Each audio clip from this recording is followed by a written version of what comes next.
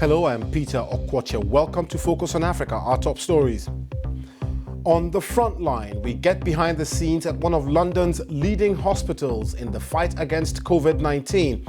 We hear from those at the forefront, many of them from ethnic minorities, how the pandemic has impacted their lives. You're like, oh my God, was I careful enough? Am I getting it today? Will I get it tomorrow? It's very real. People protesting the killing of a black man in the U.S. city of Minneapolis have remained on the streets as demonstrations grow in several U.S. cities. Also on the program, homes demolished. What do you do when your home is torn down during the lockdown? We hear from a single mom in Johannesburg whose home was demolished. And the return of the Premier League. Set your clocks.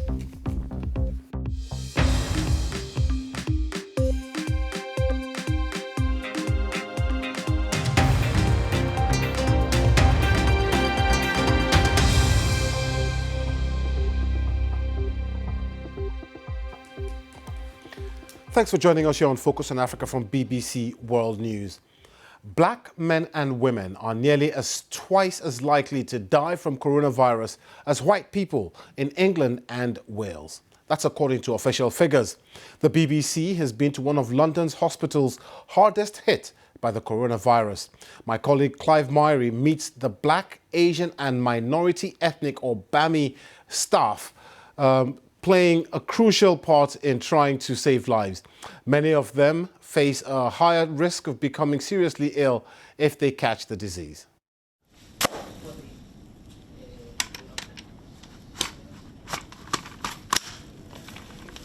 The front line of the war on coronavirus is everywhere. The trenches are in the mundane, on the floor of a corridor, on a door handle, in the shake of another's hand. Damoa Asari is proud he's waging war on the virus, a 10-year veteran of the cleaning staff at the Royal London Hospital. He's at work as London wakes and blackbirds sing. All of us cannot be doctors. Somebody have to be a doctor, one have to be a nurse, and somebody have to be a domestic. So I'm proud of what I am. Because altogether, we can better. You're helping to save lives. We all of us come together and then we save more lives. It's a selflessness much admired in this pandemic, those choosing to do what others wouldn't. And so many of the nurses and doctors and consultants, as well as cleaners, the helping hands guiding us through this storm, are Black, Asian and minority ethnic. Somewhere, deep down, my heart skipped a little, entering the Royal London Hospital's COVID wards. Because studies suggest those from the BAME community are being affected by the virus disproportionately and are almost twice as likely to die from infection than those who are white. Why is unclear. We had permission from all the patients or their families to film. I was nervous until I came here and my manager told me we're all going to have training. So as soon as we had the training, everything was fine. I wasn't scared anymore. I wasn't panicking anymore. And we clean to reduce the infection. So if I don't come, the infection is going to spread more. When it comes to BAME NHS staff, proximity to the virus through close contact with infected patients is a disproportionate feature of many of their roles in the health service. Some argue the NHS needs to examine staff deployment policies for structural racism, where certain workers are retained in lower paid roles. But for most nurses and doctors, white or black, given the correct protection, where else would you want to be if not cushioning a patient's pain? Because when all the fancy labels are stripped away, your job, how are you feeling, is to care. Listen to Irene from Uganda, a nursing student who we filmed on her very first day on a COVID ward. She has the perpetual anxiety of every single nurse or doctor, no matter how experienced, working in that environment, with the virus so close. You're like, oh my God, was I careful enough? Am I getting it today? Will I get it tomorrow? It's very real, yeah. But you just have to keep strong. I always tell myself someone has got to treat people. Like, I mean, even if it were my relatives, I would want someone to care for them. So that kind of keeps me going. Does the virus know a victim is black or white? Of course not, but social factors like income and wealth and education affect the quality of the health of all of us. As such, poorer black and ethnic minority communities may be more vulnerable. But there are other tragedies lurking in this pandemic. For some who've proudly called this country home, but whose hearts belong to a foreign field. In this morgue, we came across two bodies, two women, one from West Africa and one from North Africa.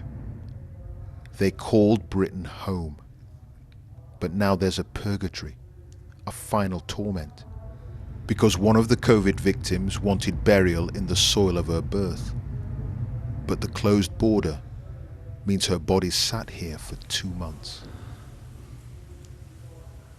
In this mosque, two more bodies, shielded by the flags of Turkey and northern Cyprus.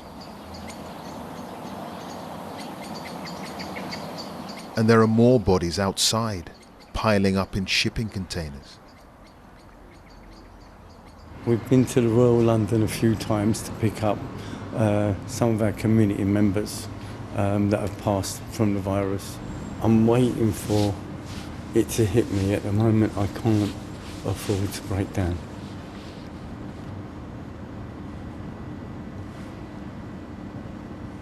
It's painful. It's painful. This is a shared fight to overcome a shared pain, and it's belief in our shared humanity that will get us through. Clive Myrie, BBC News. Well, being locked down due to the coronavirus is tough for people all over the world. But for some South Africans, the situation recently became even worse when their homes were demolished by the authorities, who claimed they were built illegally. The BBC visited one community south of Johannesburg to find out what life during lockdown is like when your home and all your belongings are destroyed. Rodri Davis reports. When I saw them arrive, I was very scared because I didn't understand what's going on. In the middle of South Africa's strict lockdown, the local government has destroyed people's homes. It was a lockdown. We are not supposed to go anywhere. They came, destroyed our shacks. As you can see, the empty spaces there. There were shacks there.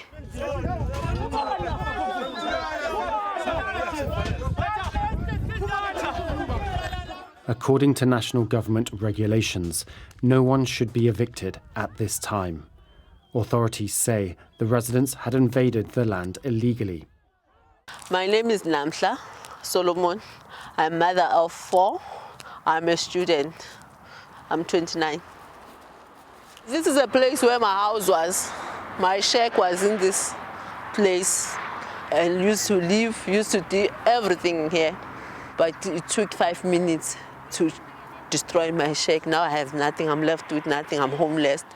I cannot do anything now. They took my things. They took my pot. They took my furniture. They took my textbook because now I'm a student. They took my textbook away from me. We are homeless now. We have nothing. Namhla and her 2 youngest children now live with neighbours. Social distancing is impossible. So at this minute, we are five of us living in this. 3 adults, 2 children. It's very painful because now there's no privacy. So we are forced to collect that dirty water and wash our hands with it to avoid that corona. It's not possible for the corona to go away, the germs and everything. That water is very dirty. I want my stuff back. I want my freedom back because it was my house, that shack. It meant nothing to them, but to me it means too many things. It was my world. The community planned to challenge the evictions in court. Rodri Davis, BBC News. Well, this is not just happening in South Africa, but also in many other parts of the African continent. To discuss this further, I'm joined by Robert Louis Lettington. He's a lawyer working in land and housing and shelter for UN Habitat and joins me from Nairobi. Have you seen more land appropriation and demolition of houses across the continent since the beginning of this pandemic, Robert? I don't think we can really say so far that we've seen more demolitions, but what we have seen is more evictions and demolitions which are justified by the causes related to COVID, so overcrowding, hygiene issues and things like that. And that raises a concern that the longer the crisis goes on, that the alarm bells are ringing, that we fear that we will be seeing more and more evictions, and particularly more and more forced evictions and demolitions.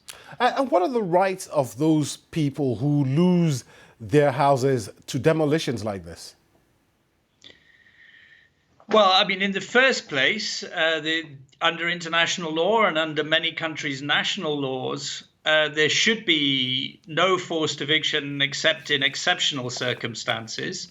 And in the few occasions where it's considered justified, the residents will normally have, regardless of the legal status of their housing, they will have a minimum right to be warned in advance, to also have the right to remove their property and to be able to demolish any building themselves before any external demolition crew is brought in.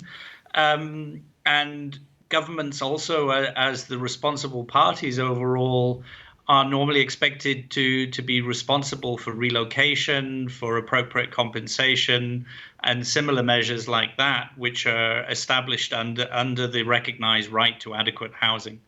But the argument by these governments is that sometimes these dwellings are built on land that has been acquired illegally. The hygienic conditions do not exist in these areas. Surely there comes a time when the governments must come down hard on these communities.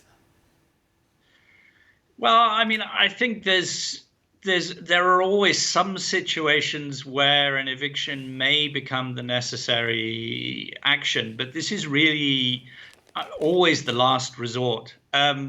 Even if an occupation is deemed illegal, and very often what might be called illegal can be a grey area. People may have been given permission by local authorities. In some cases, there may have been land sales and the tenants are not able to verify whether those are really legitimate or not. There's a range of situations that can apply. But even where that is the case, even where an illegal residence is the case, there is still the issue that a certain amount of humanity is required. People need warning, they need the ability to move and to handle their own personal property. And even if we're dealing with a situation like COVID, the pandemic, where there is concern about overcrowding, we still have to bear in mind that the disruption of moving people, can actually cause more of a problem than waiting until the crisis is past. Robert Louis Lettington, thank you very much for your insight into this topic. Thank you. Now, just as we were coming on air, U.S. authorities have confirmed that a man sacked as a police officer following the death of an unarmed black man, George Floyd, in the city of Minneapolis, has been arrested. Derek Chauvin is one of 4 police officers who were fired after Mr. Floyd's death in custody on Monday. There have been riots and protests across the U.S. over the last 3 days, sparked by a video of a white police officer filmed kneeling on the neck of Mr. Floyd, despite him saying he could not breathe. President Trump has weighed in on the protesters. Twitter has accused Mr. Trump of glorifying violence in a post that said, "When the looting starts, the shooting starts." The company said it violated its rules, but it did not remove the president's message. Lisa Marie Mistak has more on the story. With fires still raging in the background, police line the streets in Minneapolis. On Thursday, the police department's 3rd precinct was set ablaze as protesters clashed with officers.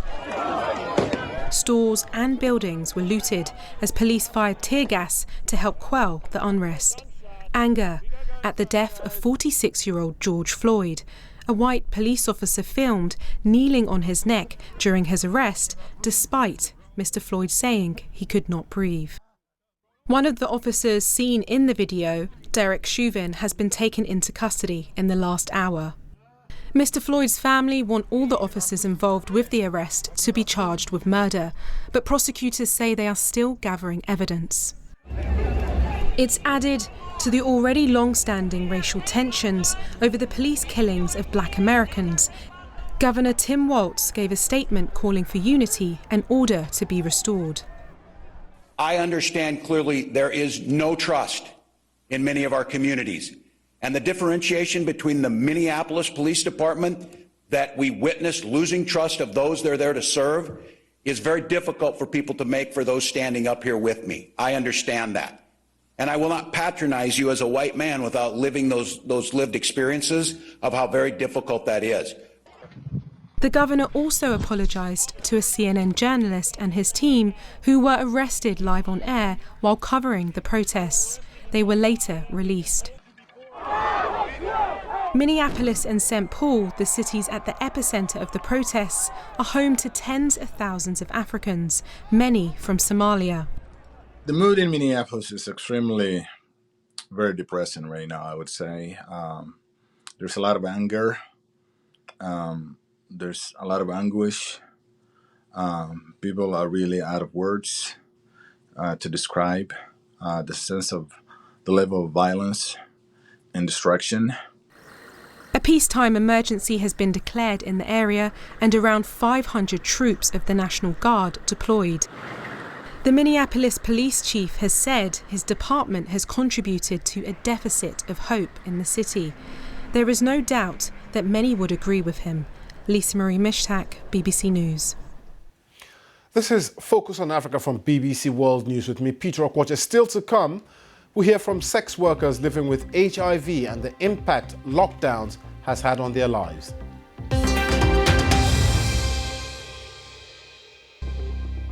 I'm Peter Okwache. Welcome back.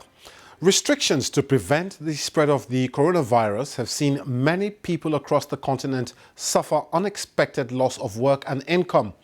A ban on transport and a curfew have lasted more than 2 months in Uganda. Sex workers living with HIV face daily challenges under normal circumstances, which have now been made worse by the lockdown in the country, as the BBC's Patience Atwire reports from Kampala. These are life-prolonging drugs, but Joelia Namiro has not taken any of the medication for close to 2 months. She is a sex worker living with HIV. Coronavirus safety guidelines and the nationwide lockdown made it difficult for her to continue working. Without a steady income, she's unable to have regular meals and has stopped taking her antiretroviral drugs.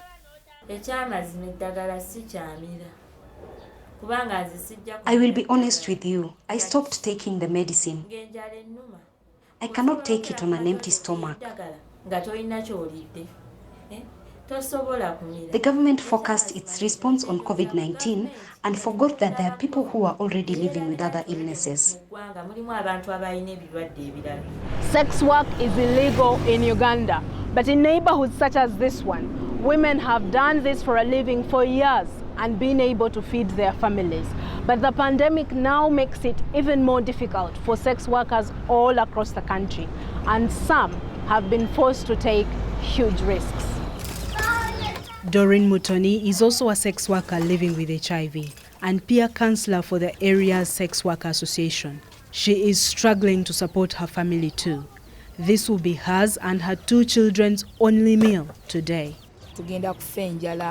We are going to die from starvation. We don't have food. When you can get some food, you have no charcoal to cook it. When you can afford the charcoal, then you won't have any money left for salt. When things get tough, you reach out to clients by phone. At least that day you might make a little money. Uganda has brought its HIV prevalence down to 5.7% by focusing on people that are more vulnerable to infection, such as sex workers.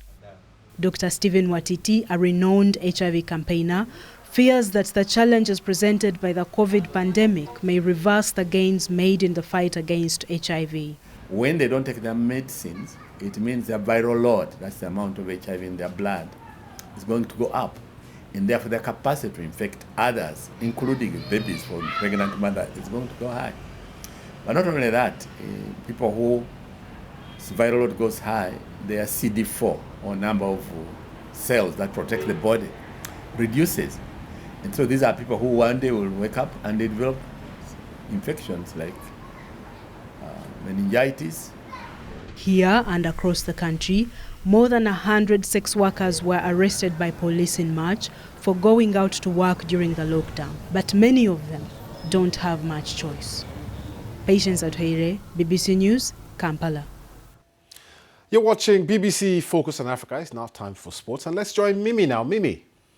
Thank you very much, Peter. Now, there have been discussions today for the Premier League to hold some of their fixtures in neutral venues after it was announced that it's set to start on 17th of June. That means that Liverpool, who are top of the table, could be lifting the trophy in a neutral venue. And in Italy, Serie A have also announced that they'll be restarting their season on the 20th of June. And in Spain, La Liga is set to restart on the 11th of June. Let's move on to Nigeria, where Gernot Rohr, who's been in the job for 4 years as the coach of the men's national senior team, has extended his contract by another 2.5 years, set to be the longest serving Nigeria coach. Oluwashina Okeleji in Lagos with more. The next 2.5 years will be an exciting one for Coach Gernot Rohr and also a demanding one. He has been mandated to win a 4th African title for Nigeria at the 2021 Continental event in Cameroon, as well as seal a 7th appearance at the world stage by qualifying for Qatar 2022. The 66-year-old has been in charge of Nigeria since 2016 and has been widely credited for assembling an exciting and young squad that got to the World Cup finals in 2018 and finished third at the 2019 African Cup of Nations in Egypt. The NFF says under this new provision, he has to live in the country and look inward by picking players locally, even though the German has always insisted that his best players are scattered all over Europe. He will be paid his $55,000 in the local currency and expected to travel the length and breadth of the country to pick the best players for Nigeria. For him to finish as the longest serving manager in the history of Nigerian football, Gernot Rohr will need for results to go his way. For Focus on Africa Sports, Oluwashina Okeleji in Lagos. And Kenya's return to the World Rally stage will have to wait for a little longer as it's been postponed due to the coronavirus pandemic. The last time they took part was in 2002. Celestine Karane in Nairobi with more.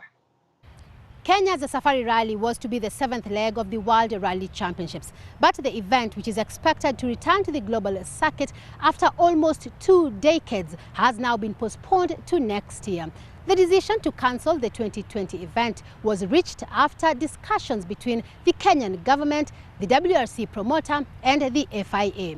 The Minister for Sport in Kenya said the decision was not an easy one, but they are cognizant of the current challenges the world is facing because of the coronavirus pandemic. No new dates have been set for next year's event. The Kenyan event is the second to be cancelled in the 13-leg WRC calendar, with 2 other events having been postponed, and the rally is expected to resume in August with the Finland competition. That's all the sport, Peter. Many thanks, Mimi. And just before we go, another look at one of our top stories here. Protesters and security forces remain out on the streets of the U.S. city of Minneapolis. And a policeman who was filmed kneeling on the neck of George Floyd has been arrested. That's it on Focus on Africa for today. I am Peter Okwoje. Thanks for watching. See you again soon.